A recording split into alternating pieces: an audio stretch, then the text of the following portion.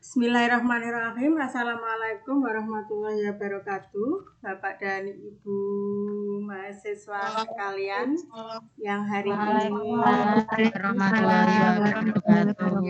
ini mulai dengan tutorial webinar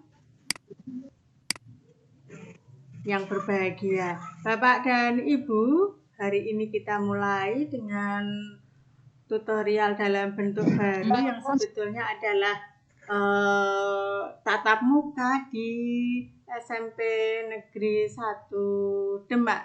Tetapi karena situasi dan kondisi hingga kemudian kita dipertemukan dengan cara yang lain, yaitu tutorial webinar untuk mata kuliah perspektif pendidikan SD dengan kode mata kuliah PDGK 4101 untuk BI ya, PGSD BI UT Semarang untuk semester 3. Bapak dan Ibu, untuk tutorial webinar hari ini kita membahas tentang konsep tutorial yang hari ini kita lakukan, yaitu kita anggap sebagai pertemuan pertama yang nantinya akan dilanjutkan dengan tuweb yang kedua, yang ketiga, dan yang keempat selesai, sehingga tuweb kita nanti akan diselesaikan 4 kali. Tuweb 1, tuweb 2, tuweb 3, dan tuweb 4, dan selesai nanti diakhiri UAS dari Bapak Ibu. Kemudian yang kedua, kita akan membahas modul 1, modul 2, dan modul 3. Yang nantinya hari ini kita akan mengakhiri dengan tugas tutorial 1 yang dikerjakan di luar tuweb, di luar waktu tuweb. Nanti akan saya posting di WA group untuk tugas tutorial 1. Kemudian kita mulai dengan tutorial webinar.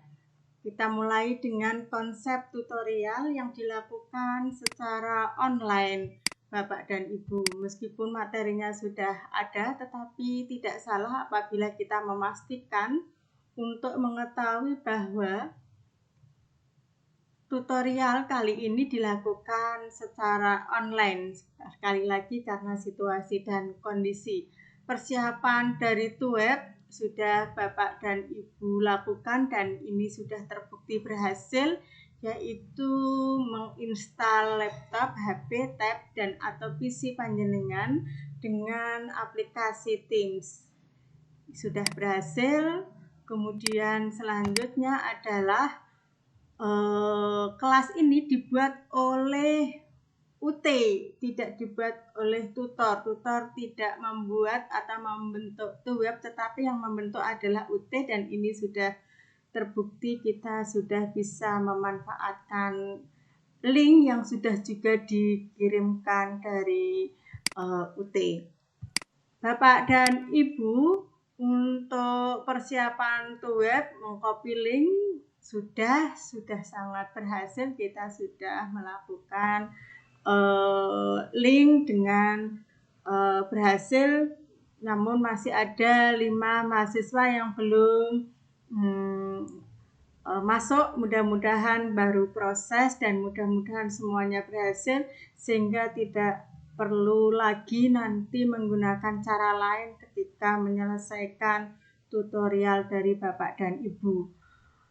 Dan untuk waktu pelaksanaan tuweb, hari, tanggal, dan waktu sama dengan yang ada dalam jadwal, yaitu dengan durasi waktu 2 jam atau 120 menit yang nanti digunakan untuk sajian materi, presentasi, nanti ada tugas partisipasi, bisa ditambah diskusi dan tanya jawab, dan atau lain-lain yang dibutuhkan untuk memastikan Bapak dan Ibu memahami materi dari mata kuliah itu. Sekali lagi, waktu yang di dalamnya hari dan jam atau sesi sesuai dengan jadwal yang sudah ditetapkan oleh UT. Kemudian yang selanjutnya tugas tutorial, sekali lagi ini tadi sudah saya sampaikan, akan ditempatkan pada web yang pertama, yang kedua, dan yang ketiga, di mana pelaksanaannya atau mengerjakannya di luar jam web.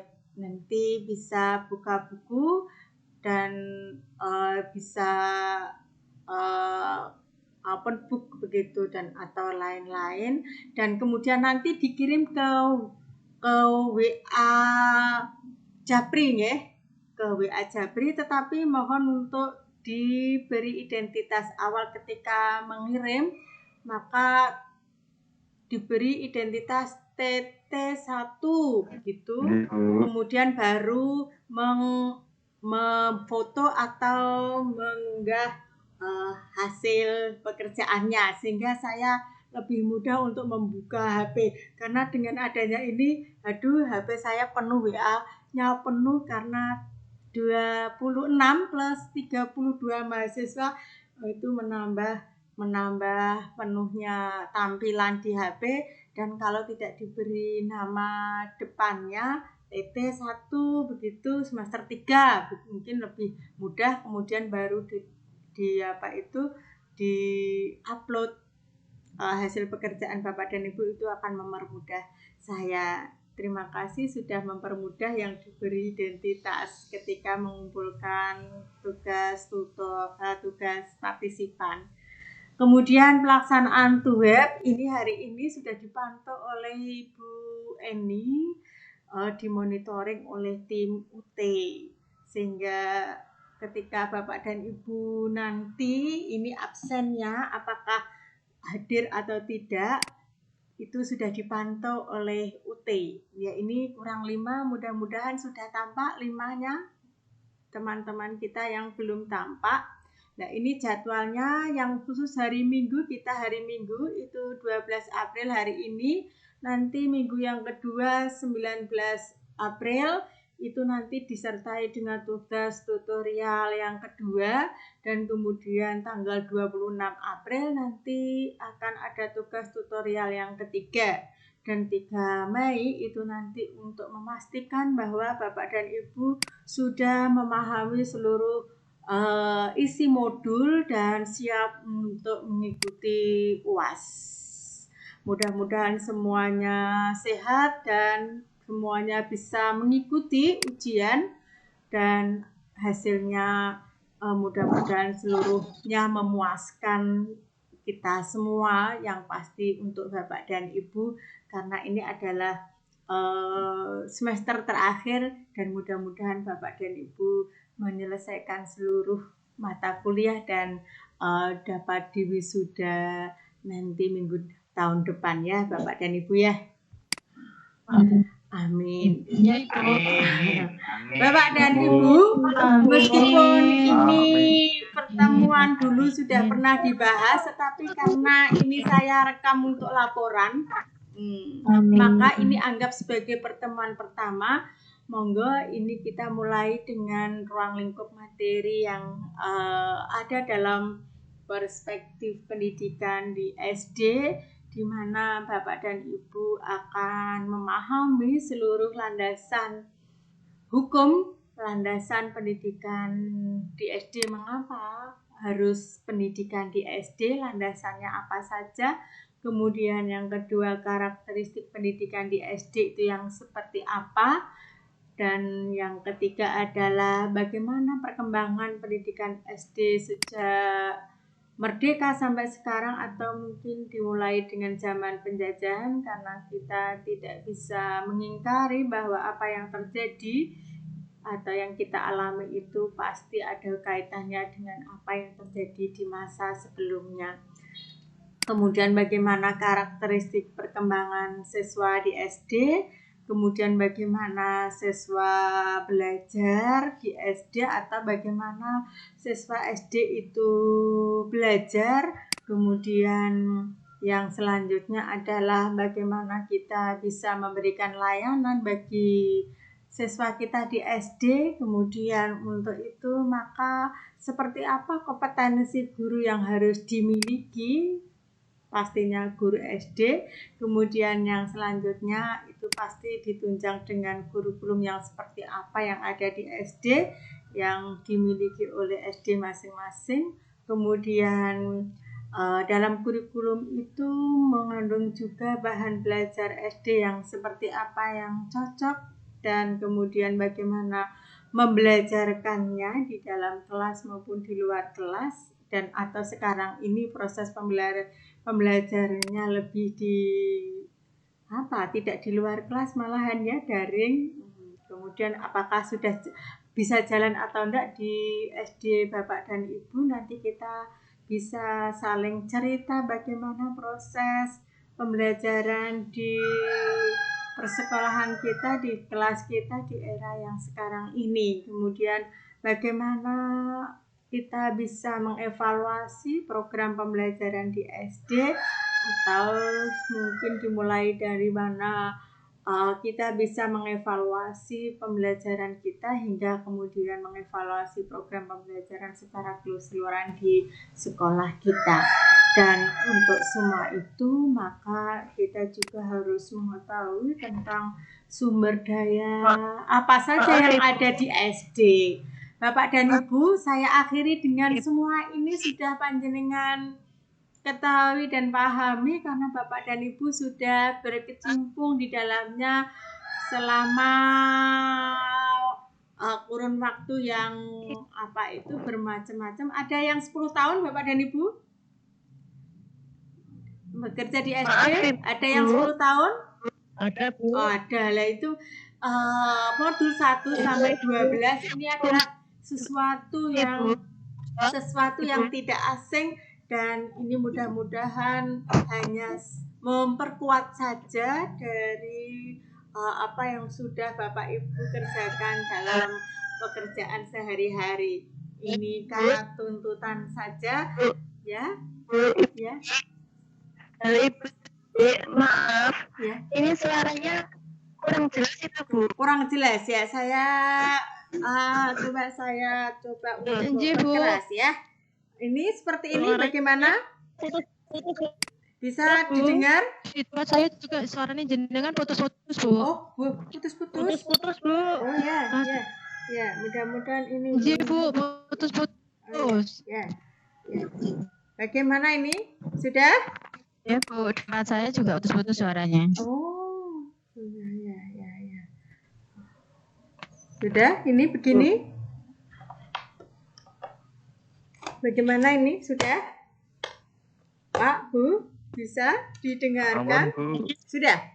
Ada yang sudah, ada yang bisa. Ya? Sudah. Dereng.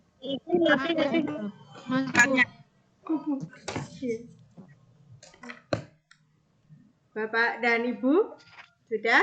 Kita mulai dari modul 1. Modul 1 landasan pendidikan SD. Di dalam modul 1 ada 2 kegiatan belajar.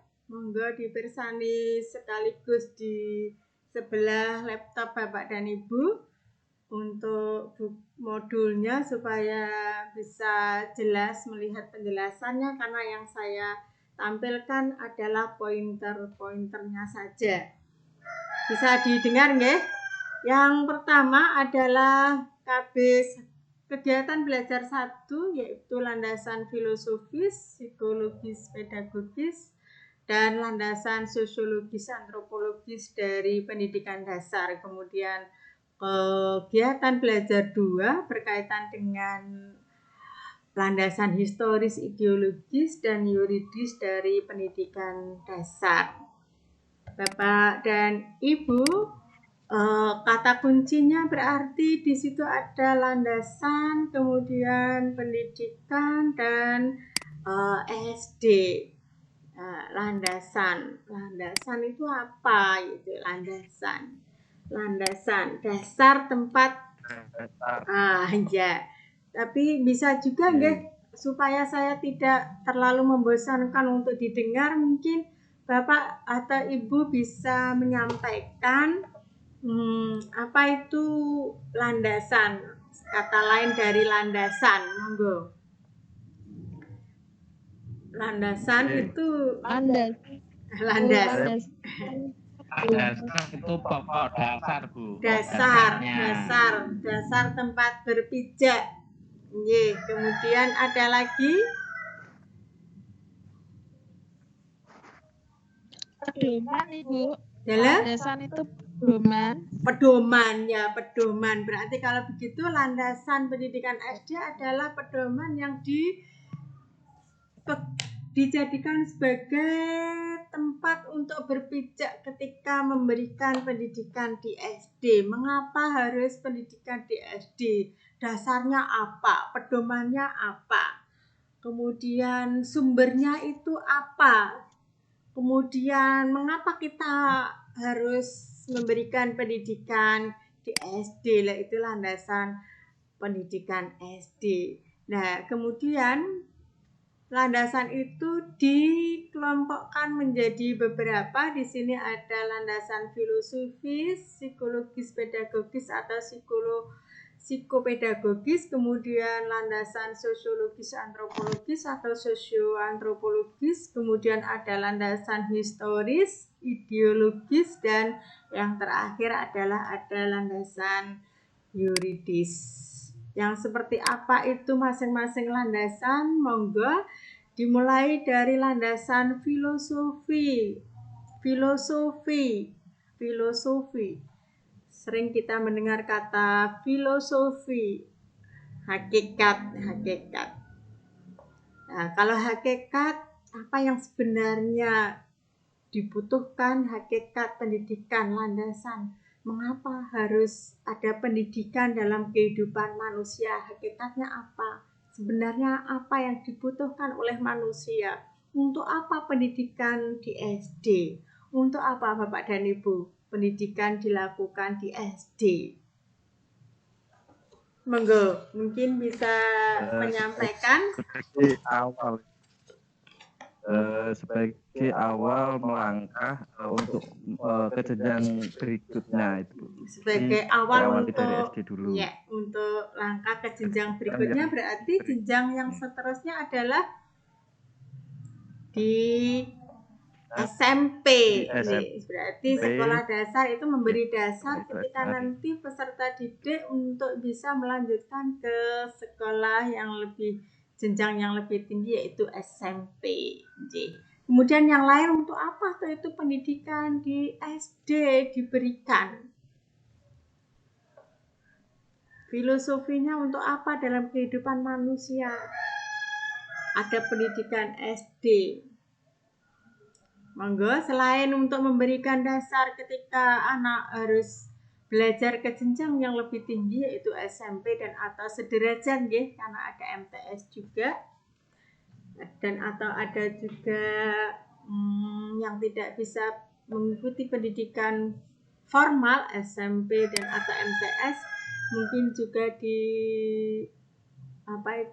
di non formal paket. Nah, monggo, selain untuk memberikan dasar ketika harus belajar di SMP, untuk apa atau pendidikan SD? Untuk memberikan yaitu pendidikan moral dasar itu sehingga dalam moral. Pak, pembelajaran tentang perilaku. Oh, sekalian kalau Bapak sempat itu ditulis di chat ya Pak ya. Nanti untuk nilai partisipan. Ya Pak ya. Dan Ibu kalau menjawab mungkin bisa ditulis di chat untuk nanti saya bisa baca dan kemudian untuk tambahan nilai partisipan bagi Bapak dan Ibu. Kemudian mungkin mengapa lah di sini? Untuk apa di SD? SD adalah sebuah sekolah yang sistematis, schooling system.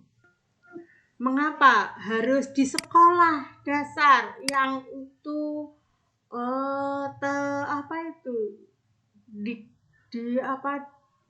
di namanya dilokalisir dalam sebuah kelas. Mengapa demikian, Pak? Ada argumen apa yang menyebabkan keniscayaan untuk anak diberikan pendidikan di usia sekolah dasar, yaitu umur 6 tahun sampai... Maaf Ibu, suaranya masih putus-putus terus Bu. Oh, putus-putus. Nggak jelas. Oh, nggak jelas. Ya. Enggak. Ya. Belum. Bisa enggak Kak pakai itu? Memperjelas enggak? Enggak ya? Ya. Ayo. Halo, Ibu. Ada beberapa argumen tentang keniscayaan mengapa pendidikan SD dilakukan, Bapak dan Ibu. Yang pertama adalah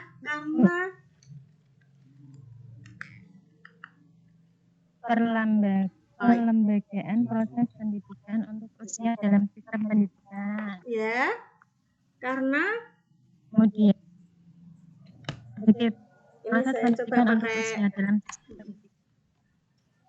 Mungkin Bapak dan Ibu pakai headset untuk bisa memperjelas. Kalau ada headset dipakai, Bu. Ya, supaya. Yang pertama yaitu Nah, ini saya pakai headset sebagai perlembagaan proses.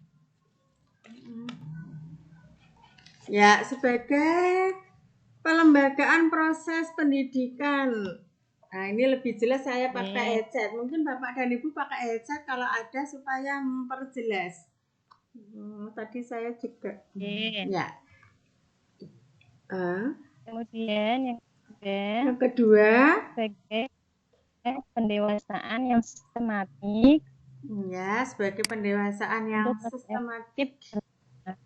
Ya.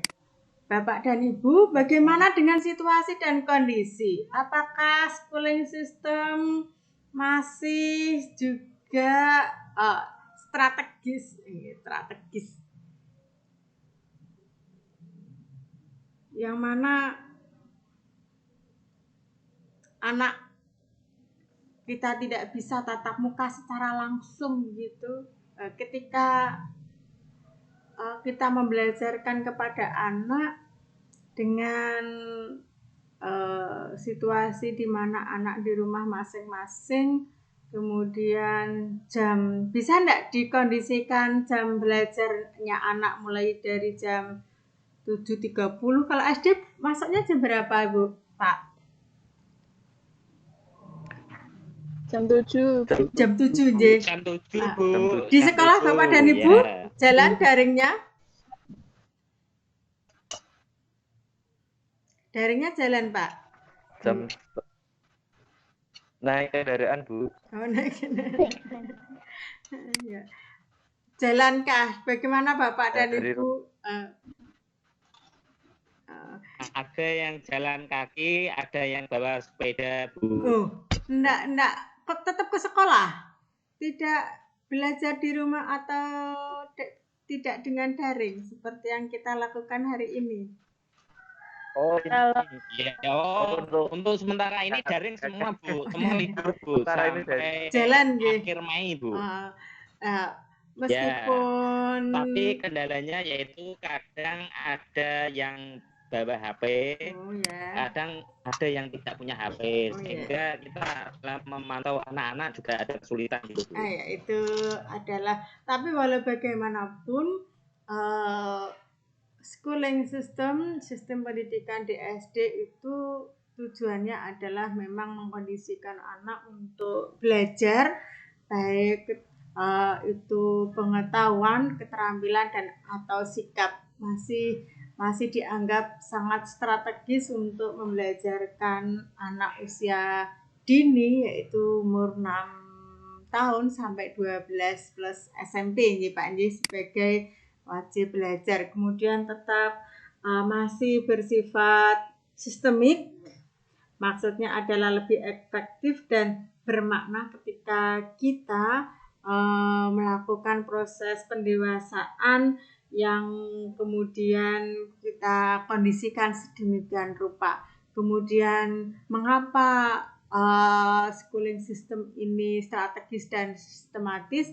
Karena alasan yang ketiga juga mendukung, yaitu ketika kita membelajarkan kepada anak, ada teori-teori pembelajaran yang dipakai yang sebagai dasar untuk membelajarkan. Lain kalau orang tua yang membelajarkan anaknya di rumah seringkali tidak menyadari bagaimana cara mendidik anaknya. Meskipun di era sekarang ini orang tua sudah modern, sudah memiliki kesadaran pendidikan yang sangat tinggi. Sekarang kita bisa mengetahui bahwa orang tua sebetulnya juga sudah memiliki bagaimana teori-teori pembelajaran yang harus diberikan di rumah, yaitu terhadap putra-putrinya. Ketika kita kecil, kita diajarkan bagaimana untuk bisa belajar berjalan, kemudian kita diajar untuk belajar berbicara. Sebetulnya orang tua kita juga sudah memiliki metode atau teori belajar, namun tidak terdokumen. Yang kalau kita bekerja itu kan memastikan bahwa proses pembelajaran kita sudah sesuai dengan teori dan kemudian bisa dipertanggungjawabkan nanti hasil dari apa yang sudah kita belajarkan kepada peserta didik. Bapak dan Ibu, itulah mengapa harus pendidikan di SD, karena memiliki nilai strategis. Pendidikan di SD. Ya. Halo Ibu. Ya. Tujuan pendidikan di SD sudah, menurut saya sudah saya tulis di chat. Oh ya. Di chat ini ya, Teams ya. Iya, oke, terima kasih. Berarti mungkin bisa dilihat dulu sama teman-teman yang lain. Oh ya, terima kasih. Baiklah, itu nanti kita jadikan sebagai penguat untuk bahwa ketika kita ini ya, coba kita lihat di chat ya Bu. Share. Ya, saya lihat dulu. Tujuan belajar di SD. Ya. Aduh, ini tempat saya rada error nih. Kak, tolong Kak. Nggak bisa untuk melihat, harusnya bisa nih. Inilah, show conversation ya. Ini harusnya bisa. Sebentar ya Ibu, tak lihat ya. Jawaban Ibu ini di obrolan. Ya, di show conversation ini saya rada.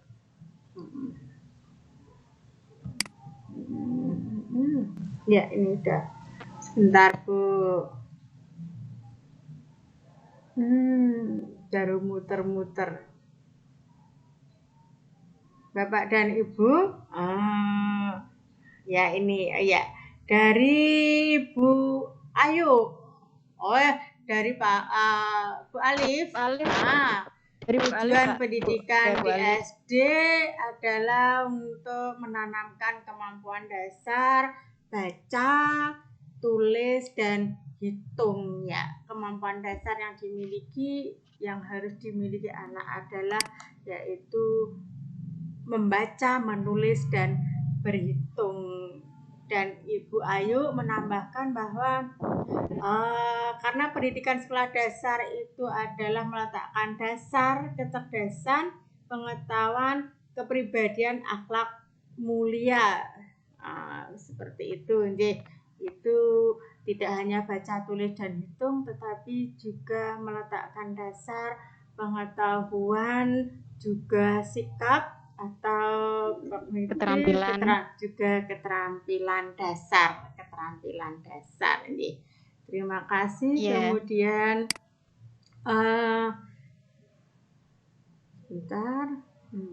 kemudian landasan psikologis, pedagogis atau landasan psikopedagogis itu adalah dasar dari fungsi proses pendidikan dasar dalam pengembangan potensi individu sesuai dengan karakteristik. Ini saya beri tanda merah dengan sesuai dengan karakteristik psikologis peserta didik, dan Bapak dan Ibu sudah mempraktekkan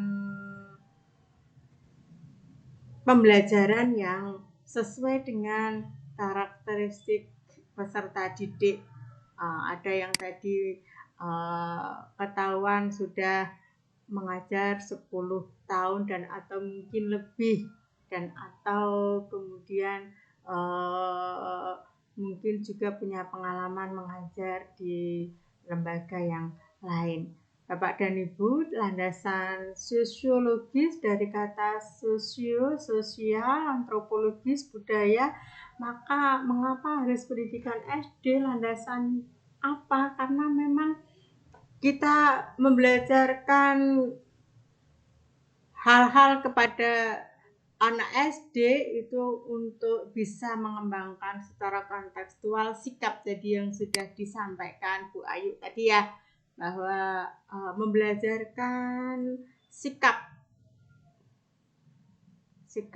sosial dan nilai-nilai kebudayaan untuk kepentingan peserta didik dalam hidup bermasyarakat dan berkebudayaan. Maka inilah yang kemudian kata orang, pendidikan yang lebih penting tidak hasil, tetapi yang lebih penting adalah proses atau sosialisasi dari pewarisan nilai-nilai budaya orang tua atau nenek moyang kita untuk diwariskan di peserta didik, atau mungkin tidak nenek moyang secara jauh ya, tetapi nilai-nilai yang dipegang oleh keluarga, sekolah, masyarakat, bangsa dan negara kepada peserta didik sekarang ini, bahwa nilai-nilai yang berlaku di dalam kehidupan kita sehari-hari itu seperti ini, dan mungkin nanti bisa dikembangkan lagi sesuai dengan perkembangan zaman. Apalagi di era sekarang ini, ketika kita bahkan bertamu menggunakan masker, Bapak dan Ibu, apakah itu sopan? Nilai-nilai yang ada ketika kita bersosialisasi dengan orang lain menggunakan masker, ternyata sekarang ini itulah nilai yang harus kita jaga demi untuk menjaga kepentingan yang lebih luas, yaitu kesehatan yang lebih luas. Maka ketika kita bertamu masih tetap menggunakan atau berbicara, berkomunikasi menggunakan masker. Kita anggap sekarang ini sopan Bapak dan Ibu, karena memang itu untuk kepentingan yang lebih luas. Kemudian landasan historis, sejarah dan ideologis, yaitu cita-cita. Landasan historis dari SD adalah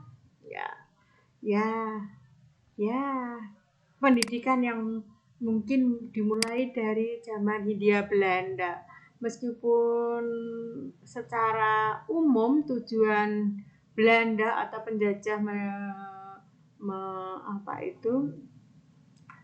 mendirikan sekolah dengan tujuan pastinya untuk kepentingan kaum penjajah, tapi bukan berarti tidak ada hal positif yang ditinggalkan, karena walau bagaimanapun sekolah itu adalah tempat untuk bisa mengembangkan pengetahuan, keterampilan dan sikap, sehingga pastinya ada cara-cara yang dilakukan oleh Hindia Belanda dan atau penjajah yang lain, Jepang, itu adalah bisa kita runut bahwa ternyata sudah ada sekolah, kemudian kita diberikan pembelajaran bagaimana sekolah itu harus ada, didirikan dan dikembangkan, sampai kemudian kita juga diberi kesempatan sekolah dengan adanya sekolah Bumi Putra, sampai kemudian Indonesia merdeka, kemudian kita meniru adanya lembaga pendidikan sekolah tersebut. Nah, ideologisnya adalah tentu saja ketika kita sudah merdeka, cita-cita yang kita kembangkan untuk bisa melandasi pendidikan dasar itu adalah pastinya yang sudah terkristal dalam Pancasila, bahwa tujuan akhir nanti kita mencerdaskan kehidupan bangsa adalah menjadi manusia yang Pancasilais, manusia yang berketuhanan yang Maha Esa, nilai sikap religius seperti kurikulum 2013 itu adalah sikap religius yang pertama, kemudian kemanusiaan yang adil dan beradab, persatuan yang menempatkan persatuan kesatuan kepentingan keselamatan bangsa dan negara di atas kepentingan pribadi dan golongan, sikap sosial, kemudian juga yang menyelesaikan permasalahan dengan cara musyawarah, sikap sosial juga sampai kepada keadilan sosial bagi seluruh rakyat Indonesia. Sikap sosial tentu saja sikap sosial ini yang didasari oleh sikap religius, sehingga sikap religius ditempatkan yang pertama, kemudian sikap sosial. Untuk bisa bersikap religius dan bersikap sosial maka tentunya membutuhkan pengetahuan dan keterampilan yang baik, sehingga kemudian urutan yang ketiga adalah pengetahuan dan urutan yang keempat adalah keterampilan. Insya Allah dengan kepribadian yang baik, dengan sikap religius dan sosial yang baik akan bisa memilih pengetahuan dan keterampilan yang baik. Kalau tidak salah begitu tujuan dari kurikulum 2013. Kemudian Pancasila ini di breakdown, dijabarkan dalam landasan yuridis yaitu undang-undang. Ya, suaranya kok masih kurang jelas ya, masih jelas ya. Ya. Nah, landasan yuridisnya kemudian di breakdown ke Undang-Undang Dasar 45 pasal 31 dan kemudian Undang-Undang Sistem Pendidikan Nasional dan Undang-Undang lainnya, Bapak dan Ibu. Baiklah, saya kira sudah urut ya. Kemudian bagaimana, sudah bisa didengarkan? Kemudian suaranya belum jelas, Bu. Suaranya masih putus-putus. Putus-putus ya. Suaranya hilang terus, Ibu. Suaranya menghilang terus. Oh, menghilang. Ya, aduh, gimana ini ya? Saya sudah mepet nih. Ya. Mungkin suaranya putus-putus. Tapi ada PPT-nya jelas ya, Bu? PPT-nya jelas ya? Gimana? PPT-nya jelas dilihat. Iya, PPT-nya. Iya, PPT-nya jelas. Ya. Itu yang putus-putus. Ya. Mungkin sedikit disempurnakan itu, karena ini sudah begini saya juga tidak tahu bagaimana untuk bisa memperjelas. Saya sudah pakai ini. Oh ya, mudah-mudahan tempat saya ya lumayan. Oh ya, berarti memang kondisi itu koneksitasnya beda-beda di lain-lain tempat nih.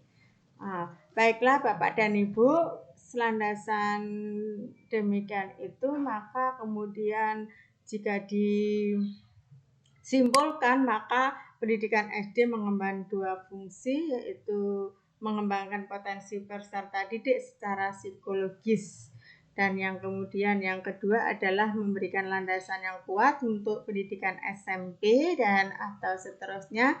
Dan sedangkan tujuan secara substansifnya tadi disampaikan oleh Bu Ayu ya. Kemudian yang tentunya ending ceritanya adalah merujuk kepada tujuan pendidikan nasional, yaitu menjadikan warga negara yang cerdas atau mencerdaskan kehidupan bangsa. Begitu Bapak dan Ibu. Ada pertanyaan?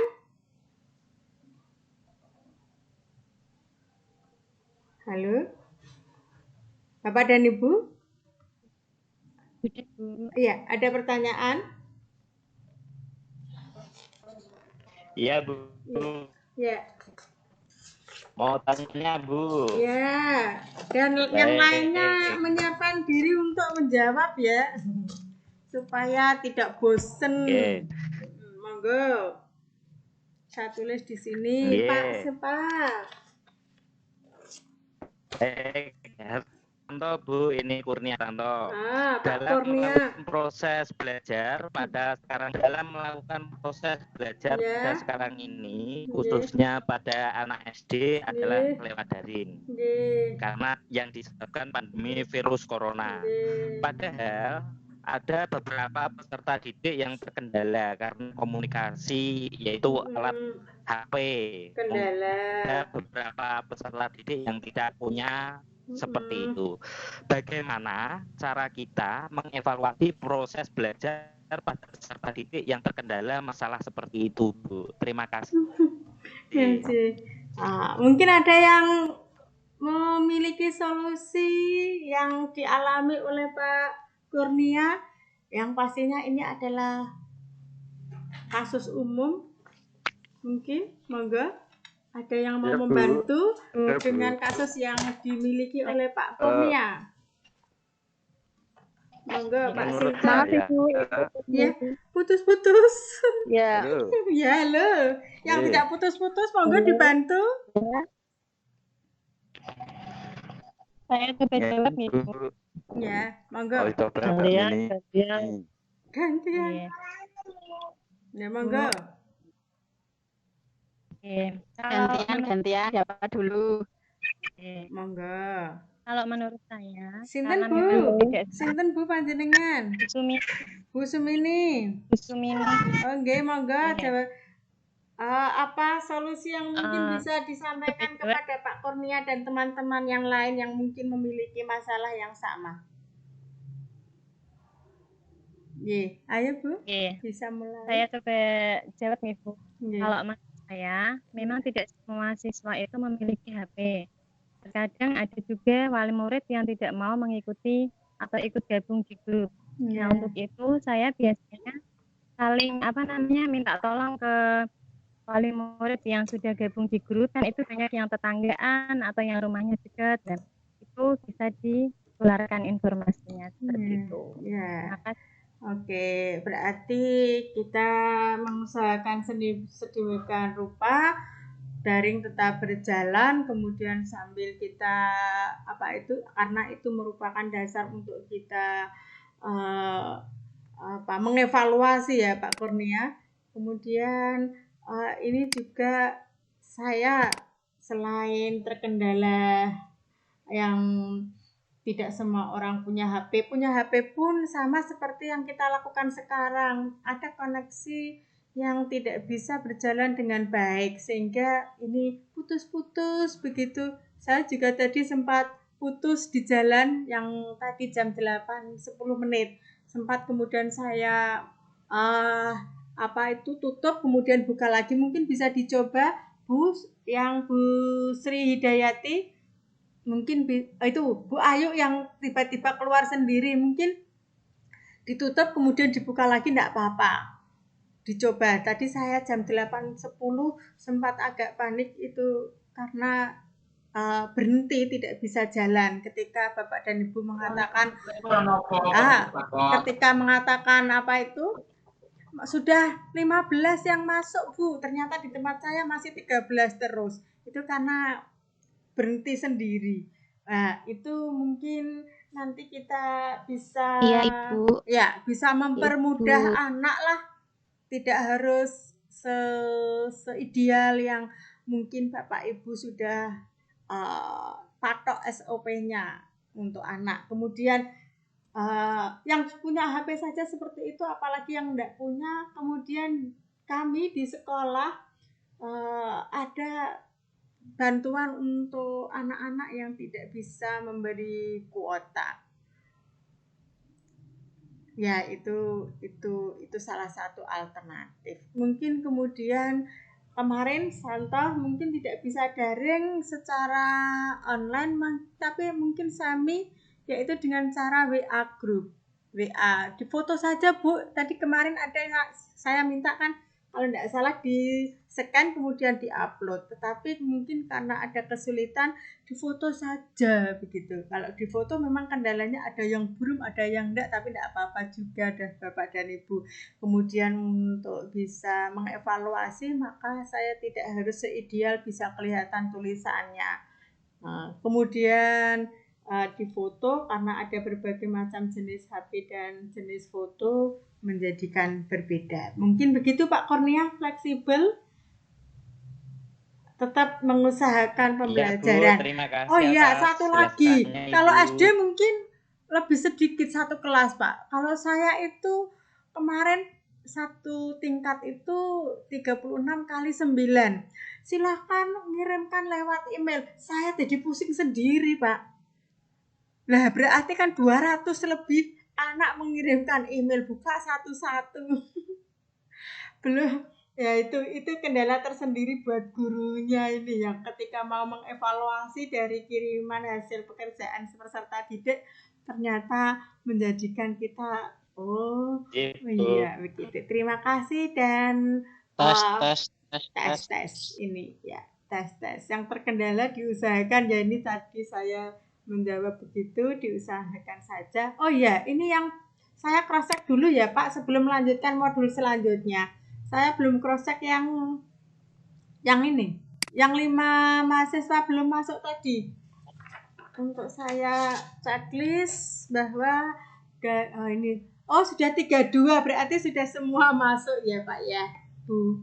Ini tadi belum tampak, ini saya selesaikan untuk memastikan sudah lengkap Bu. Sudah lengkap. Terima kasih. Tadi saya belum sempat lihat karena ternyata ketika PPT-nya keluar saya tidak bisa melihat partisipan yang masuk. Ini sudah bisa dimulai untuk modul 2 dan 3 Bapak dan Ibu? Bisa Ibu. Ya. Bapak dan Ibu, monggo kita lihat sambil melihat modulnya sekalian supaya tidak sekalian kita fokus di depan komputer, kemudian juga panjenengan bisa garis bawah di modul, monggo langsung dipersani karena ini adalah sesuatu yang tidak sulit dipahami karena sudah dikerjakan Bapak dan Ibu dalam pekerjaan sehari-hari, maka mudah-mudahan ini lebih mudah dimengerti dan dipahami.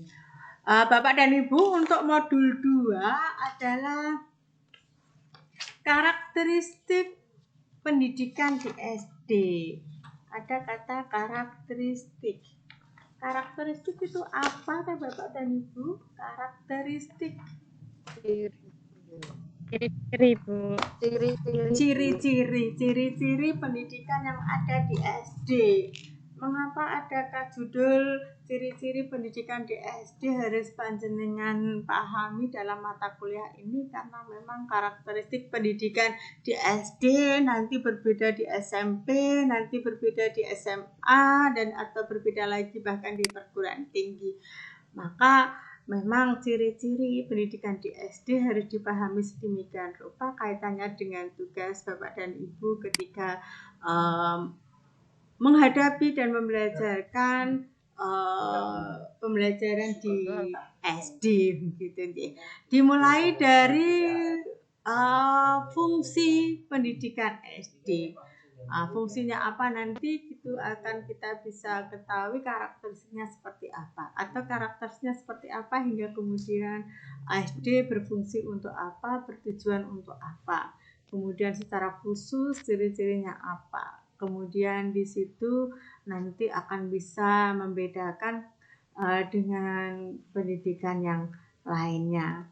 Kemudian kelompok itu kegiatan belajar 2 tentang tatanan kegiatan pendidikan di SD ada apa saja, bagaimana bentuk penyelenggaraan pendidikan di SD, dan bagaimana karakteristik dari berbagai bentuk penyelenggaraan pendidikan di SD itu sendiri. Itulah hal-hal yang ada dalam modul 2.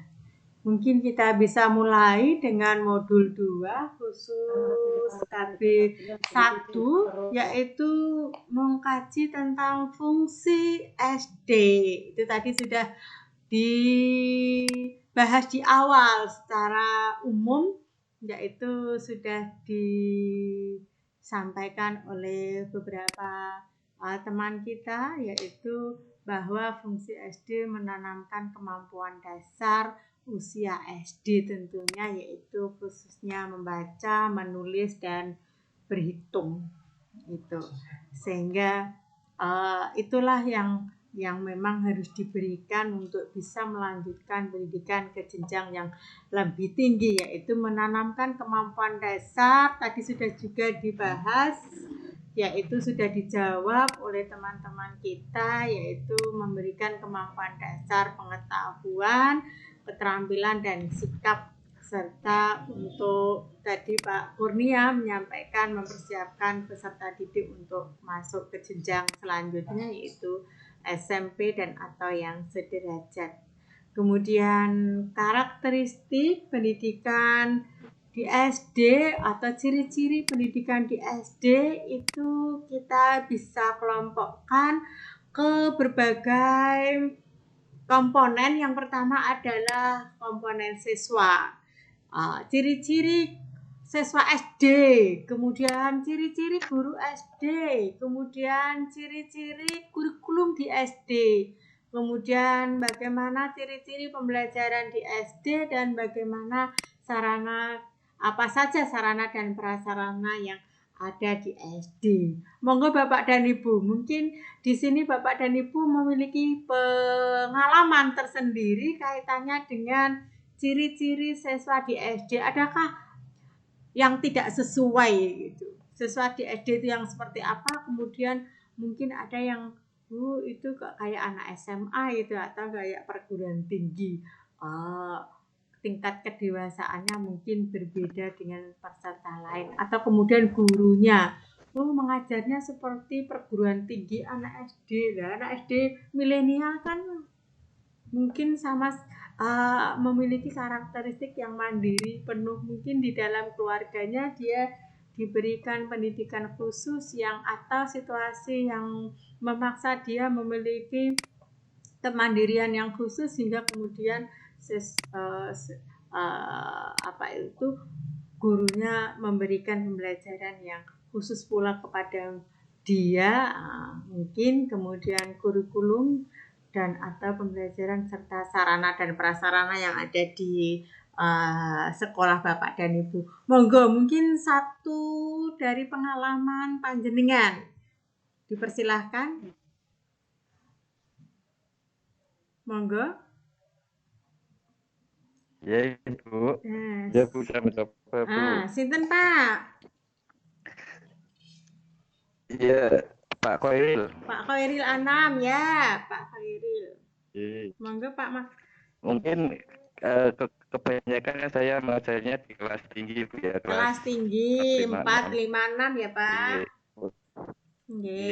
Itu untuk karakteristik SD, terkadang itu ada yang sudah kelas 5, tapi seperti dia itu masih menganggap bahwa dia itu kelas bawah, ya. Istilahnya dia itu sukanya masih bermain, masih seenaknya sendiri gitu. Bermain ya Pak.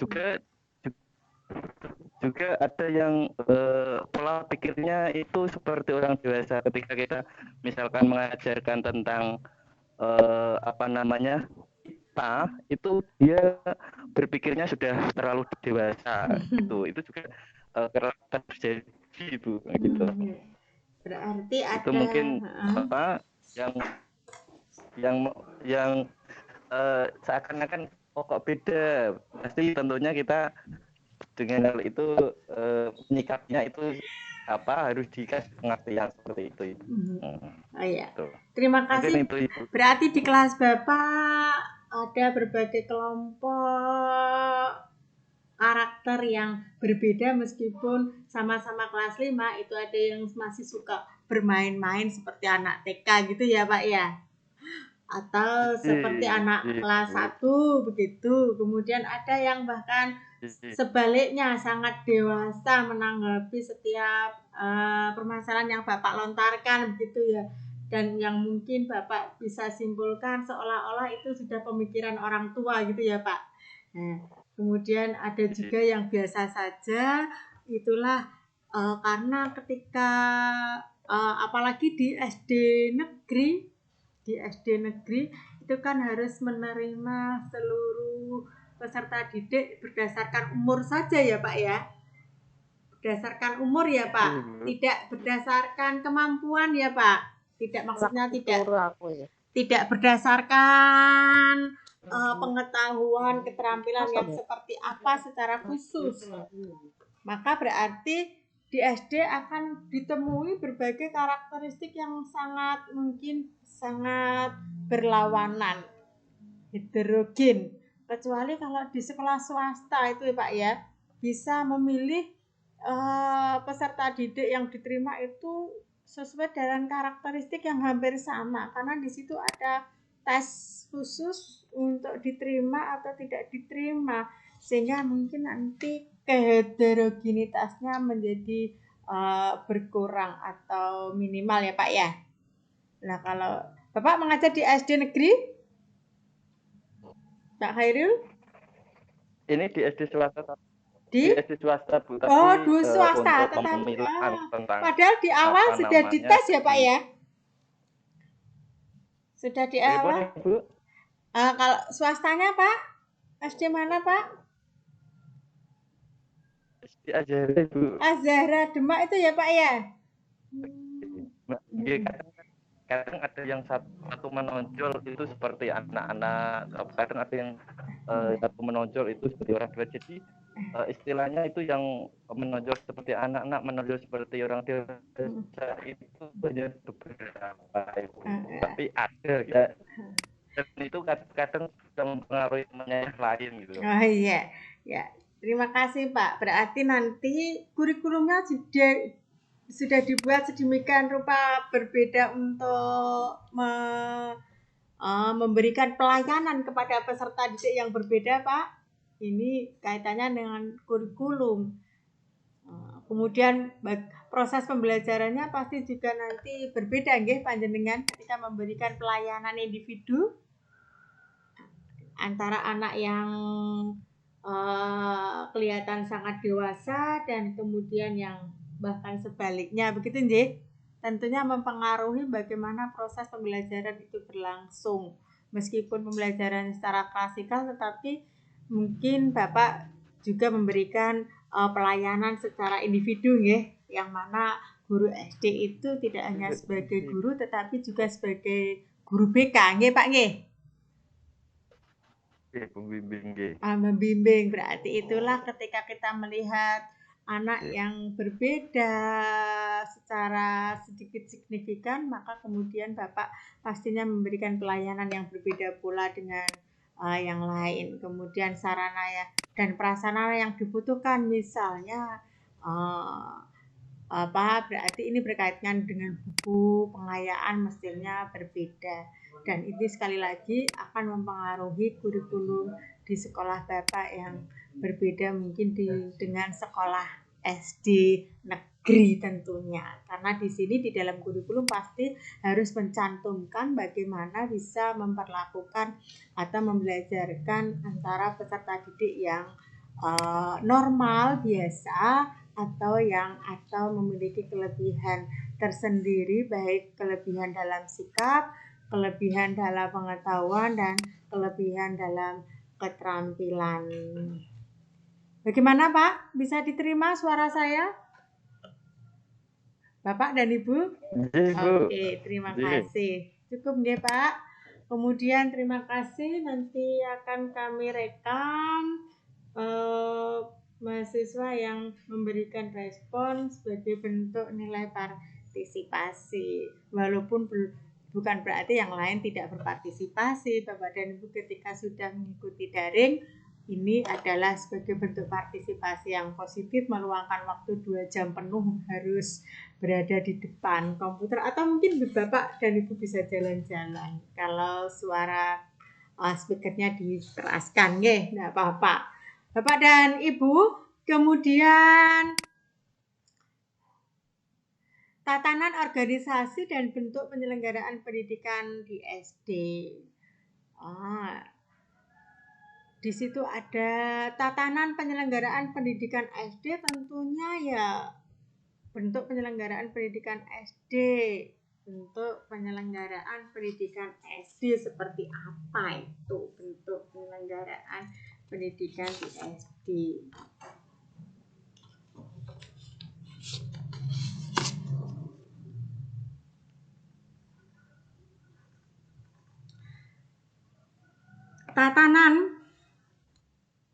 Tatanan organisasinya tentu saja itu diatur oleh pemerintah, tentunya oleh lembaga yang mengatur yaitu pemerintah, dan kemudian munculnya adalah peraturan perundang-undangan. Kemudian dalam memastikan seluruh warga negara memperoleh pendidikan dasar, maka bentuk penyelenggaraannya bisa berupa sekolah dasar, kemudian ada SD unggulan, ada sekolah dasar luar biasa, ada sekolah dasar inklusi, ada program paket, ada sekolah rumah homeschooling, begitu. Yang mungkin ada di sekitar Bapak dan Ibu, ada SD pasti, SD unggulan ada Pak, Bu? Kalau di kota ada, kalau di desa ada di sekitar Bapak dan Ibu SD unggulan? Suaranya mana ya? Suaranya ya? Rata-rata masih SD biasa, saja, Bu, biasa. Kalau di tingkat. Oh iya. Kalau di kota biasanya ada SD unggulan ya, Pak. Kalau SDLB, kalau di Demak hanya satu ya, Pak? Masih ada satu atau ada yang lain? Dulu saya pernah itu di Garuda itu masih ya Pak ya? SDLB. Halo Bapak, Ibu. SD inklusi, adakah di Demak Pak SD inklusi? SD. Ada SDLB, Bu. Oh, SDLB ada di Garuda itu Pak Ibu. Atau ada yang lain di daerah lain ada? Yeah. Iya, itu di Garuda itu. Oh, di kecamatan lain ada Pak, Bu? Selain di kecamatan kota? Nggak ada ya? Di Kabupaten Grobogan ada, Bu. Oh, Grobogan. Kabupaten Grobogan. Saya mengikuti Kabupaten Grobogan. Oh, ya. Berarti mungkin itu satu kabupaten rata-rata satu ya Pak. Ya, mudah-mudahan tidak banyak, karena ya banyak mungkin yang luar biasa cerdas mungkin. Itu kan kalau IQ-nya tinggi itu berarti kan masuk dalam kategori luar biasa. Kemudian karena SD negeri biasanya itu menangani juga anak-anak yang berkasus khusus ya Pak ya, yang seharusnya sekolah di luar biasa, SD luar biasa, tetapi kadang-kadang dititipkan di sekolah negeri. Kemudian berarti kita dituntut untuk bisa memberikan pelayanan sedemikian rupa kepada peserta didik yang berbeda kasus tadi. Baiklah Bapak dan Ibu, kita lanjutkan ke modul 3 ya, yaitu perkembangan di SD, perkembangan pendidikan SD. Bapak dan Ibu, perkembangan pendidikan di SD bisa kita mulai di era Orde Baru sampai kemudian di era Reformasi.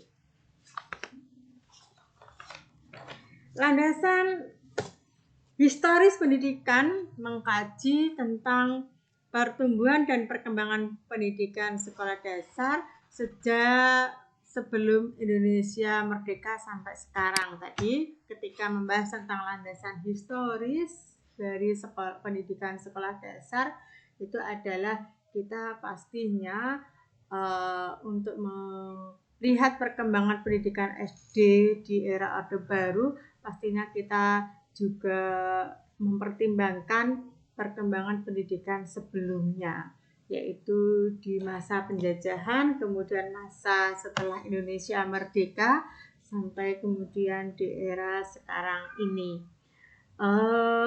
Keberadaan pendidikan yang sekali lagi yang sekarang ini pastinya saya ulang lagi adalah berkaitan dengan rentetan peristiwa yang terjadi pada masa sebelumnya. Sama ketika kita melihat pendidikan anak setelah masuk di SD, pastinya karakteristik anak yang ada di SD itu berbeda-beda. Itu pastinya salah satunya dipengaruhi oleh sejarah pendidikan sebelumnya. Ada anak yang belajar di PAUD, kemudian di TK, kemudian baru di SD. Ada juga yang meskipun sekarang ini marak pendidikan prasekolah dasar, tetapi ada juga ternyata yang tidak disekolahkan di TK. Tapi jarang ya Pak ya, sudah tidak ada atau mungkin? Atau mungkin yang bisa kita membedakan adalah perkembangan anak ketika anak itu PAUD. Ada yang tidak PAUD, langsung di TK kemudian di SD. Pastinya berbeda. Nah, ketika kita membicarakan perkembangan siswa, kita juga bisa menerapkan teori itu dalam perkembangan pendidikan di SD. Yang pastinya sekali lagi pendidikan di SD yang ada sekarang ini tidak lepas dari peristiwa yang terjadi pada masa sebelumnya. Ketika era Orde Baru pastinya akan mempengaruhi era sekarang ini. Secara hukum formal perundang-undangan itu yang mengatur sistem pendidikan nasional adalah Undang-Undang Dasar Negara Republik Indonesia tahun 1945 yang kemudian dijabarkan yang ada dalam pasal 31 kemudian dijabarkan dalam sistem pendidikan nasional yang tahun 2003. Baiklah Bapak dan Ibu, kemudian tentu saja kemudian di breakdown ketika hukum dasar itu mengatur tentang pendidikan dasar, maka kemudian di breakdown dalam berbagai kebijakan yang dibuat yang tentunya berkaitan dengan pendidikan SD adalah PP nomor 28 tahun 1989. Usia anak SD adalah 7 sampai 12 tahun, kemudian karena wajib belajar itu 9 tahun, maka ditambah dengan usia 13 sampai 15 tahun. Kemudian lebih lanjut ada juga yang mengatur lebih spesifik tentang pendidikan di SD, yaitu keputusan Menkopesra tentang mekanisme kelompok kejar wajib belajar dan keputusan bersama dari Mendiknas, Menteri Agama dan Mendagri tentang pembinaan dan pengawasan mata pelajaran yang ada di sekolah. Ini yang kemudian ada di buku 1 KTSB dalam struktur mata pelajaran, struktur kurikulum begitu Bapak dan Ibu. Kemudian selanjutnya adalah bagaimana isi dan proses pendidikan di SD. Isinya.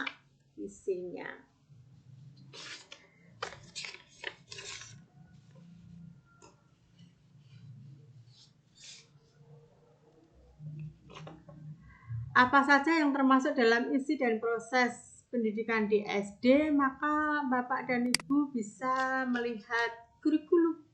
Bapak dan Ibu, apakah Bapak dan Ibu pernah melihat buku KTSP? Buku 1 KTSP? Bapak dan Ibu? Ya, masih Bu. di tempat? Masih di tempat atau sambil tidur ini? Halo. Iya, Bu. Suara ibu-ibunya belum tampak ini, Bu. Bapak. Oh, iya. Sambil mendengarkan ini, Bu. Oh iya, sambil mendengarkan, sambil ngomong juga Iya, tidak apa-apa. Tidak apa-apa.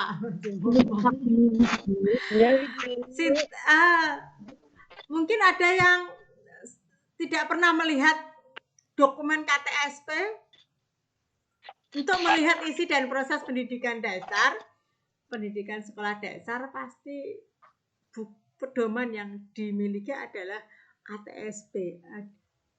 Bapak Ibu enggak? Atau mungkin Pak Kurnia atau Pak Khairil Anam atau Pak itu, atau biasanya ibu-ibu juga yang menyusun, bahkan yang menyusun KTSP.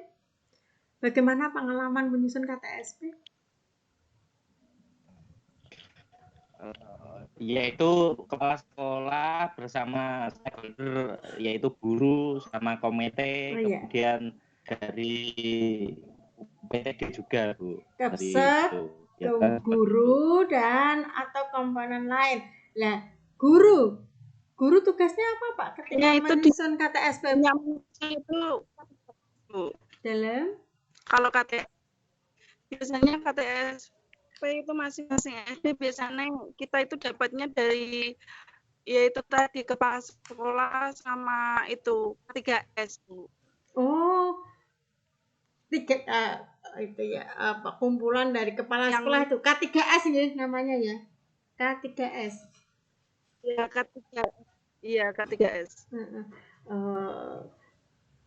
Terus ketika mendapatkan ya, sebelum mendapatkan mungkin ada proses yang mengikut sertakan guru ketika menyusun KTSP. Guru disuruh apa mungkin? Menyadari enggak Bapak Ibu ketika saya diminta menganalisis RPP. Sudahkah RPP, kemudian mungkin Bapak Ibu diberi checklist RPP-nya, untuk checklist RPP apakah sudah ada identitas, apakah sudah ada KI-nya, apakah sudah ada KD-nya, apakah sudah ada metodenya, begitu pernah? Pernah? Iya Bu, pernah Bu. Nah, pernah. Pernah Bu. Pernah dalam hal supervisi. Supervisi. Masalah Supervisi ya Pak ya. Supervisi administrasi. Belum kita ngajar. Oh begitu nggih ya.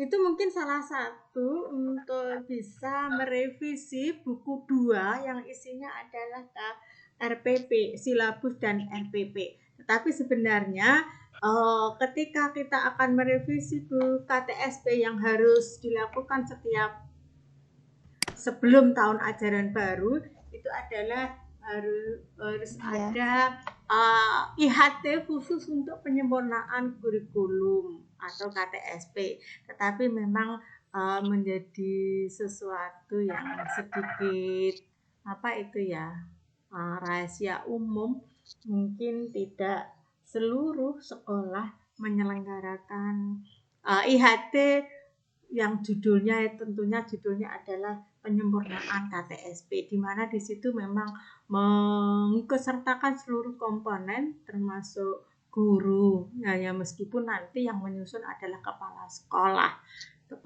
Kalau di SMP, di SMA itu nanti yang mengkoordinir adalah wakil kepala bidang kurikulum.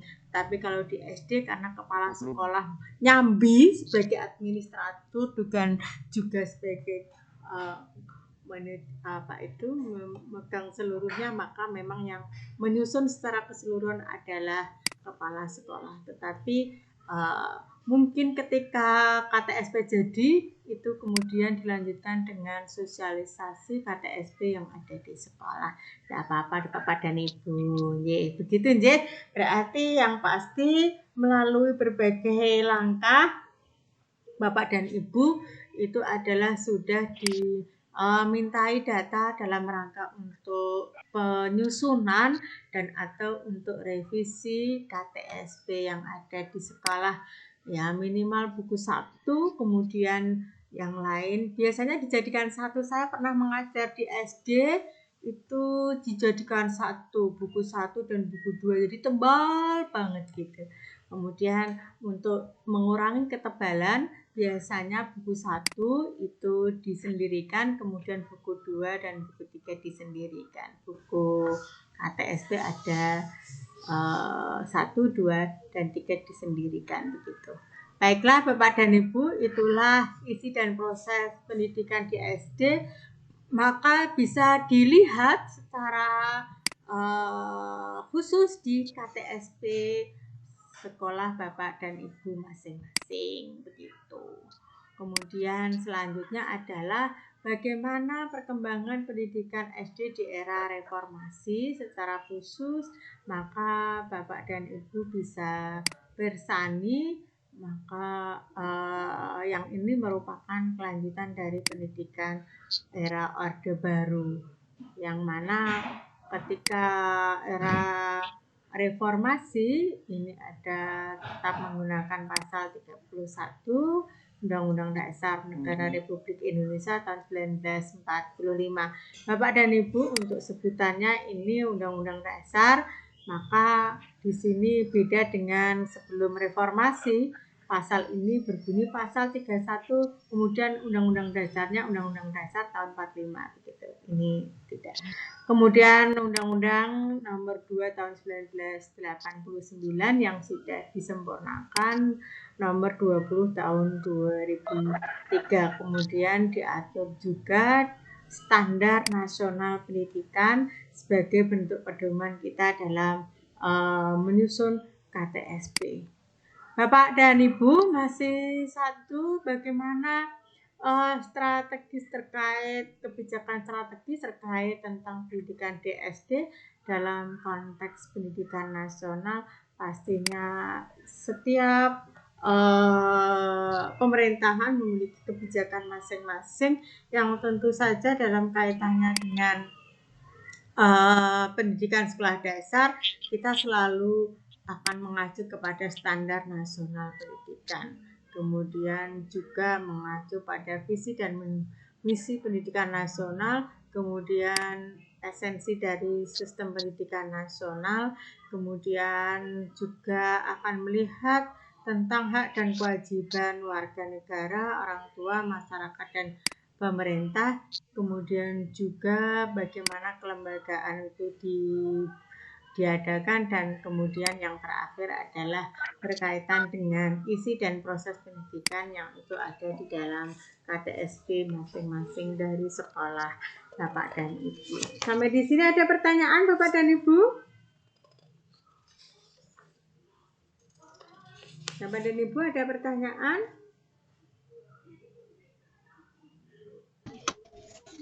Assalamualaikum Bu. Waalaikumsalam. Bu Sinten? Ya, saya Syarifatur Bu, mau Bu bertanya. Syarifatur, nggih, Bu Syarifatur. Ya, tapi bertanya untuk bahasan di modul 2 Bu. Nggih, enggak apa-apa, modul 2. Di situ di modul halaman 2.26 ada bentuk penyelenggaraan pendidikan 2.26. Nah, nggih Bu. Nggih, sudah ketemu. Ada bentuk-bentuk penyelenggaraan pendidikan SD, di antaranya SD dan MI, yang kedua SD unggulan dan sekolah nasional plus, yang ketiga SDLB, yang keempat SD inklusi, yang kelima program PKA, dan yang keenam sekolah rumah atau homeschooling. Nah, yang saya tanyakan untuk yang poin ke-6 Bu, yang sekolah rumah atau homeschooling, itu memang kan selama ini kami sering mendengar istilah seperti itu. Tapi terus terang untuk melihat langsung di kenyataan itu saya belum pernah melihat Bu. Jadi istilahnya agak penasaran juga untuk sekolah homeschooling itu apakah kurikulumnya sama SD itu sama seperti di sekolah SD yang jenis SD umum, kemudian bentuk ijazahnya itu apakah sama juga atau mungkin ada yang lain atau punya format sendiri. Jadi pertanyaan tadi dua Bu, apakah untuk homeschooling memiliki kurikulum yang sama dengan SD umum, dan apakah ijazah untuk homeschooling juga bentuknya sama seperti ijazah SD umum. Kemudian lulusan dari siswa homeschooling apakah juga bisa melanjutkan di sekolah lanjutan tingkat pertama di SMP umum Bu? Itu pertanyaan saya. Terima kasih. Iya, aduh. Ternyata ya Bu. Nah, mungkin Bapak dan Ibu berkenan membantu Ibu Syarifah untuk menjawab pertanyaan ini, apakah kurikulum dari homeschooling sama dengan sekolah dasar lainnya, kemudian ijazahnya apakah sama dengan yang sekolah di umum begitu nggih Bu nggih? Nah, monggo Pak Bu dibantu Bu Pak. Bu Syarifah. Ibu Dwi. Ya. Saya mau coba menjawab pertanyaannya dari Mbak Syarifah. Bu Sinten? Minatil Muna. Oh, nggih Minatil, Bu Minatil Muna nggih. Iya. Yeah. Saya dulu pernah ke itu Bu, salah satu lembaga homeschooling itu miliknya Kak Seto di Semarang. Namanya itu homeschooling Kak Seto. Okay. Nah, di sana sistemnya seperti ini Bu. Jadi homeschooling itu tidak serta-merta guru langsung ke rumah siswa, tetapi ada penyelenggaranya. Jadi ada dua pilihan. Yang pertama itu di tempat homeschoolingnya sendiri, ada gedungnya sendiri di Semarang itu. Siswa bisa memilih apakah mau belajar di sana, tapi tetap ada pembatasan satu kelas itu maksimal 8 anak. Ada juga program yang mendahulu dari lembaga homeschooling Kak Seto itu untuk datang ke rumah anaknya. Gitu, Bu. Untuk kurikulumnya tetap mengacu ke kurikulum nasional ikut pemerintah, cuma tempatnya saja yang berbeda. Kalau sekolah biasa kan di sekolah, kalau itu di homeschooling itu ada dua pilihan itu, mau di tempat homeschoolingnya sendiri atau gurunya datang ke rumah gitu Bu. Gitu ya. Itu sempat menanyakan ijazahnya Bu? Sempat menanyakan ijazahnya? Ijazahnya bisa, karena itu kan seperti semacam bisa di analogikan seperti kerja paket itu toh Bu. Itu kan tetap lembaga resmi, cuma tempatnya saja yang berbeda gitu. Ijazahnya tetap bisa digunakan untuk melanjutkan ke sekolah formal lain. Sama dengan ijazah sekolah dasar lainnya ya Bu ya? Terima kasih. Kelihatannya sudah jelas itu ya. Saya juga ini terima kasih saya sambil belajar juga ini dari pengalaman Bapak dan Ibu. Itu karena memang di era sekarang ada anak-anak tertentu yang memiliki karakteristik tertentu, misalnya anak tersebut masih SD tetapi sudah memiliki aktivitas yang tinggi, mungkin karena tuntutan dari profesi ya mungkin, kemudian atau lain-lain hal dengan karakteristik anak yang berbeda, kemudian dia diberikan fasilitas oleh negara berupa belajar sendiri di lembaga yang salah satunya didirikan oleh Kak Seto mungkin, kemudian ada juga yang betul-betul belajar di rumahnya sendiri tetapi tetap pantauan dari negara, yaitu tentu saja ya logikanya berpedoman kepada standar nasional pendidikan tentunya, cuma tempat belajarnya yang berbeda. Terima kasih Bu Munatil Muna yang betul-betul sudah menjawab pertanyaan Bu Syarifatur, mewakili Bu Syarifatur yang belum pernah melihat. Saya juga belum pernah melihat lembaga yang menggunakan artis itu ya Bu. Iya, karena memang memiliki kesibukan yang tidak bisa dihindari. Kalau saya dulu ada murid itu Bu yang sekarang masuk Niji, anggota Niji yang terakhir sinten Bu? Anggota Niji yang terakhir yang menggantikan Niji. Itu murid SMA Negeri 14, tapi bukan homeschooling, tetapi tidak pernah ikut pelajaran secara langsung, pembelajarannya jarak jauh kayak UT, tetapi tidak teradministrasi. Ya, ini hanya kebijakan saja. Sebetulnya dia bisa homeschooling, tetapi karena satu dan lain hal, maka dia artis, sekarang artis, dulu juga artis, itu Indonesia Idol, salah satu yang sekarang masuk di G itu. Apa lupa saya. Siapa deh, Kak? Senengi Kak murid Ibu, Kak. Siapa itu? Malah itu. Ya, itu sebetulnya karena kesibukannya hari-hari, sebetulnya dia harus homeschooling, tetapi karena satu dan lain hal, kebijakan sekolah, dia membawa nama baik SMA, kemudian diberi fasilitas untuk belajar jarak jauh, tetapi tidak terdokumen dalam KTSP, itu yang salah.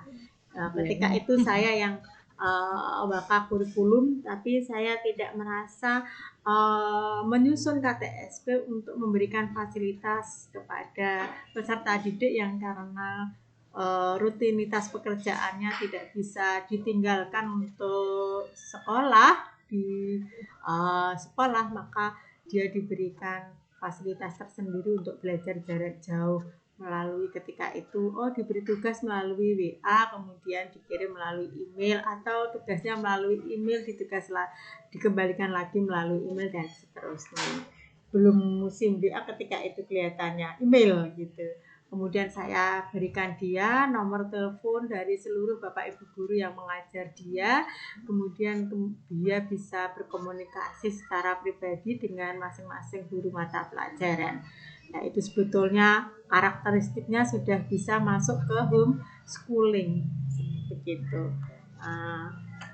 Baiklah, ternyata memang ada lembaga tersendiri untuk homeschooling, berarti tetap memiliki sekolah induk nggih. Memiliki sekolah induk. Sekolah induknya itu sekolah induknya yaitu penyelenggara pendidikan itu, berarti swasta nggih. Ada sekolah induknya. Nah, kemudian dia diberikan kesempatan belajar di kelompok kecil atau di rumah tersendiri. Mungkin itu juga kenapa di rumah tersendiri dan atau di kelompok kecil yang tadi disebutkan Bu Minhatil ada 8 anak. Nah, itu pastinya kaitannya dengan karakteristik anak masing-masing yang mengikuti homeschooling, sehingga kemudian menjadikan tempat belajar mereka menjadi berbeda walaupun sama-sama homeschooling. Terima kasih. Ini saya terutama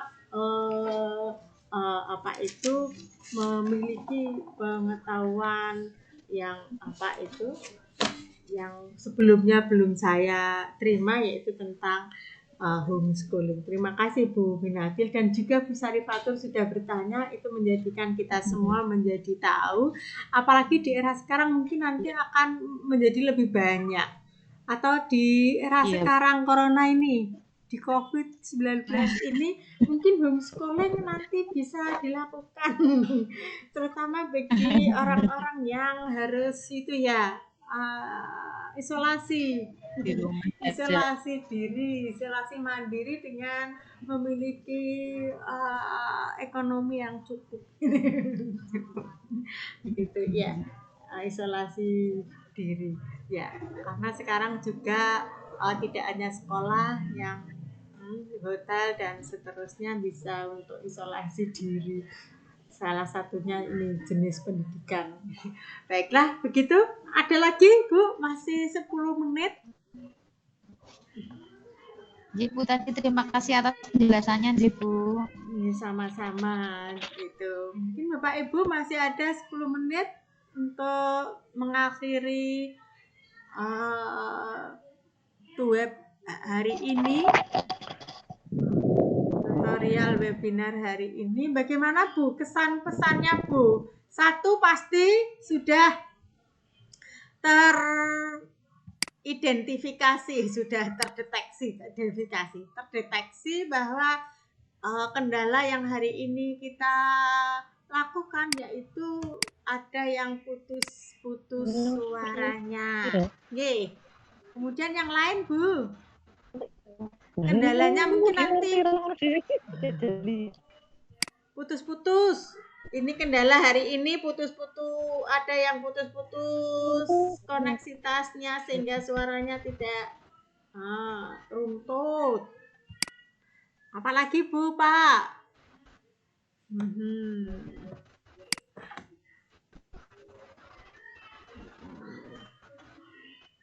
Oh, ini apa ini? Ibu Ika Rahmawati, untuk biaya homeschooling dengan model distance learning, guru datang ke sekolah lebih mahal daripada yang mengikuti. Oh iya, tentu karena ya tentu ya Bu ya, karena harus mendatangkan satu-satu. Kalau ibaratnya secara manual kita menghadapi satu kelas dengan jumlah yang banyak, kemudian kita menghadapi kelas dengan satu, tentunya ya maksud datang sekolah ya Bu Ika Rahmawati ya, makanya kemudian pastinya ada karakteristik keluarga atau kemampuan ekonomi yang lebih untuk bisa homeschooling selain karakteristik anaknya.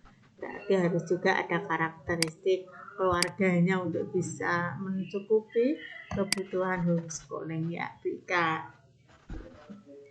Kemudian ada lagi Pak FX Aditya, adakah? Tidak ada yang ditanyakan. Ini saya melihat meeting chatnya Bu Ika. Kemudian siapa lagi? Atau masih 10 menit ada yang mau merespon?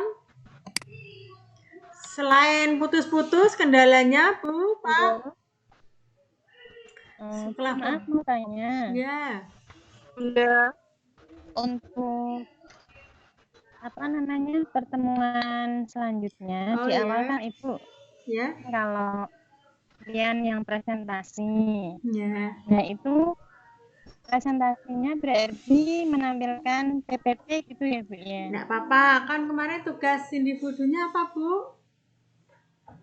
Peta konsep. Ya mungkin bisa menyampaikan peta konsepnya, dijelaskan sedemikian rupa supaya tidak membuat ulang lagi. Atau nanti apa peta konsep. Mungkin tuh web yang kedua presentasi peta konsep yang sudah dibuat ya Bu, untuk mungkin begitu ya. Kemudian nanti kita rencanakan tuh web yang ketiga dengan cara apa. Nanti saya sampaikan tugas selanjutnya. Jadi untuk tugas partisipan yang pertama kita manfaatkan dulu, karena setelah ini web selesai nanti saya akan share tugas tutorial yang pertama. Nah, nanti hasilnya dijabri ke WA saya nggih. Tetapi saya minta untuk diberi awalan nama Bapak dan Ibu. Nggih. Nama Bapak dan Ibu ditulis misalnya Sri Hidayati. Kemudian baru tugasnya. Supaya saya kalau perlu Sri Hidayati .3 berarti semester 3, supaya saya bisa memilah untuk memasukkan ke daftar nilai semester 3 dengan semester yang lainnya. Bisa diterima Bu, Pak? Iya, Bu. Oh iya, karena ada yang ini namanya siapa? Kemudian ada yang posting namanya di pojok kecil. Di pojok enggak kelihatan pas di foto. Nah, karena itu berkaitan dengan saya harus membaca hasilnya, mungkin yang lebih jelas di scan kemudian di scan kemudian di-upload. Atau kalau enggak foto tapi fotonya yang tidak blur. Kalau bagaimana Bu? Ya, apa? Ya monggo. Ada usul apa? Kalau kirimnya saya pripun? Enggak jelas. Kirim filenya. Enggak apa-apa, kirim filenya enggak apa-apa. Kirim filenya enggak apa-apa, itu lebih jelas.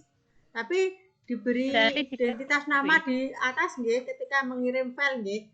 Ada yang ini tugas saya. Ya gitu. Cuma namanya di atas. Kemarin ada yang tidak diberi nama. ini siapa gitu. Ya enggak apa-apa Val Bu, malah lebih jelas bacanya. Ya enggak apa-apa. Ya monggo. Tapi kalau bisa prioritas ditulis tangan ya Bu. Karena tujuannya adalah supaya Ibu membaca. Bagaimana? Oh gitu. Ya. Tapi kalau diketik enggak apa-apa juga, enggak masalah. Cuma kalau bisa tulis tangan. Kemudian nanti kalau satu folio penuh itu mungkin di fotonya separuh-separuh supaya lebih jelas, atau semua tetapi dari atas penuh sehingga pokoknya tulisannya jelas saya baca, karena itu kan harus saya koreksi betul. Kalau peta konsep kan tidak begitunya kelihatan umum sudah, tapi kalau ini kan harus saya baca betul untuk bisa menilai begitu nggih. Enggak apa-apa kalau memang Ibu terpaksa harus ketik, enggak apa-apa. Kalau bisa tulis tangan, kalau enggak apa-apa. Begitu. Ibu, Bapak bagaimana?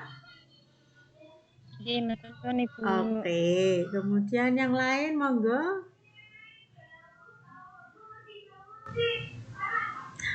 Oh ini, Bu Sri Hidayati di sini, saat sekolah formal memiliki kurikulum ketat yang dirancang ya. Ketat artinya berarti Bapak dan Ibu betul-betul menyusun sesuai dengan situasi dan kondisi, kemudian dijadikan sebagai pedoman seluruh komponen sekolah, karena memang KTSP itu adalah roh atau jiwa atau ya pedoman untuk kita yang ada di sekolah itu bekerja. Di situ kita dibatasi, oh KKM-nya berapa, oh cara pembelajarannya bagaimana, oh materinya apa saja dan seterusnya. Oke, ya ini sudah ada Bu Ika ini untuk ijazah homeschooling menggunakan ijazah kejar paket A. Waktu skripsi Bu enggak jelas ini di bawahnya Bu Ika, mungkin bisa dijelaskan ini waktu skripsi di tempat saya enggak jelas seterusnya.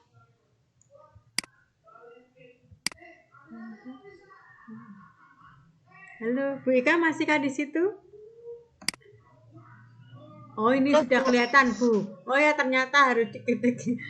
Waktu dulu skripsi di homeschooling anak-anaknya walaupun pakai ijazah pakai C namun banyak yang melanjutkan. Oh iya tadi menjawab pertanyaan Bu Sarifah. Terima kasih Bu Ika. Ini betul-betul Bu Ika memberikan pengalaman yang real untuk jawaban ini. Apakah bisa melanjutkan ke SMP tadi ya belum terjawab. Apakah bisa melanjutkan ke SMP? Biasa bisa ya, ini bisa contoh misalnya pakai C karena homeschooling itu sama dengan menggunakan ijazah kejar paket A, B, C, maka ternyata ini sudah dijawab oleh Bu Ika, bisa melanjutkan ke jenjang yang lebih tinggi di sekolah umum, tidak harus homeschooling lagi maksudnya. Terima kasih Bu Ika. Karena kurang 2 menit bisa kita tutup karena panjenengan juga nanti akan mengikuti web selanjutnya nggih. Saya juga nggih ya istirahat ya Bu ya, Pak ya. Mudah-mudahan pertemuan webinar kali ini semuanya ini sudah memberi manfaat dan dilihat dari jumlah peserta seluruhnya ikut. Mudah-mudahan yang tadi putus-putus dibantu dengan PPT yang tampil. Mungkin sekaligus memberitahukan untuk selanjutnya setelah webinar ini selesai, saya nanti akan posting tugas tutorial yang pertama dikerjakan di rumah tentunya. Kemudian yang kedua juga untuk minggu depan kelompok pembuat tugas partisipan apa itu modul 3 dan modul 2 dan modul 3 nanti bisa presentasi. Oh ya Pak Bu, mungkin saya sampaikan lagi tugas tutorialnya tidak bab 1 aja ya Bu, enggak apa-apa ya Bu, karena kalau modul 1 toh nanti sedikit. Ini saya ambil dari modul 1 dan 2 ya Pak Bu, enggak apa-apa ya, nanti membaca sendiri walaupun materinya diberikan besok, tetapi tugas tutorialnya sekarang bisa open book ya. Terima kasih. Jika ada yang tidak pas minta maaf dan kita sempurnakan lain waktu sambil kita masukkan di dalam grup supaya apa yang kita lakukan lebih baik lagi dan lebih baik lagi. Terima kasih. Wabillahi taufiq wal hidayah. Wassalamualaikum warahmatullahi wabarakatuh. Waalaikumsalam warahmatullahi wabarakatuh.